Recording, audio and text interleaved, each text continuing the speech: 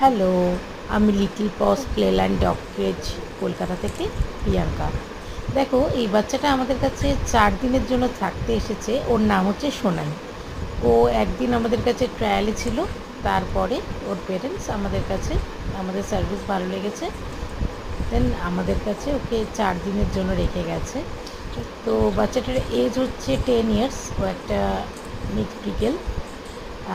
এবার দেখো, আমার ছেলেটাও বেরিয়েছে। আমরা প্রতিটা বাচ্চাকে চেষ্টা করি, বাচ্চাগুলো যখন আমাদের কাছে আসে, বাচ্চাগুলো যেন খুব আনন্দে যখন বাড়ি ফিরবে, তখন যেন খুব গুড মেমোরি নিয়ে বাড়ি ফেরে, খুব আনন্দে তারা বাড়ি ফেরে। আমাদের এখানে তোমরা বাচ্চাদের দেখতেই পাবে, কোনো রকম আমরা যখন রুমে রাখি কোনো রকম চেন আপ করি না, বা আমাদের কিন্তু কোনো রকম কেজ সিস্টেম নেই। এটা আমরা যে ফ্ল্যাটে থাকি, আমরা যে রুমে থাকি, সেই রুমেই কিন্তু বাচ্চারা থাকে।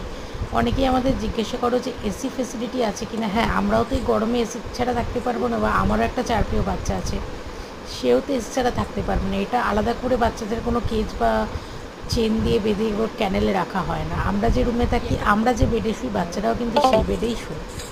তো এসি ফেসিলিটি তো অবশ্যই তোমরা পেয়ে যাচ্ছ। তোমরা পিক আপ ড্রপ ফেসিলিটি পাবে। কেউ যদি মনে করো যে ডে কেয়ারে রাখতে চাইছো, মানে অনেকে হয় না, বাচ্চারা তো দেখো অনেক বাচ্চাই একা একা থাকতে পারে না বাড়িতে, কেন তাদের একটা একা থাকলে সেপারেশন অ্যাংজাইটি কাজ করে তাদের মধ্যে।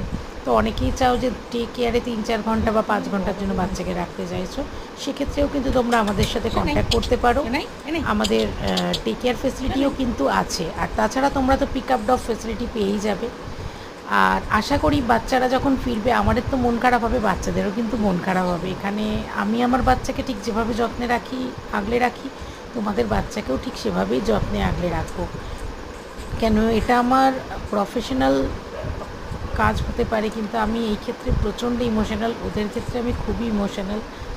মানে আমার বাচ্চার ক্ষেত্রে, মানে একটু চুন থেকে পান খসলে যেরকম আমি গরিব থাকি, আমি প্রতিটা বাচ্চাই কিন্তু, কেন আমার বাচ্চার মতনই প্রতিটা বাচ্চাই তাই আমার কাছে। তো এদের সাথে আরও বেশি বেশি করে সময় কাটানোর জন্যই এই টেস্টটা আমার খোলা। তা আশা করি ভালো রাখতে পারবো ওদের।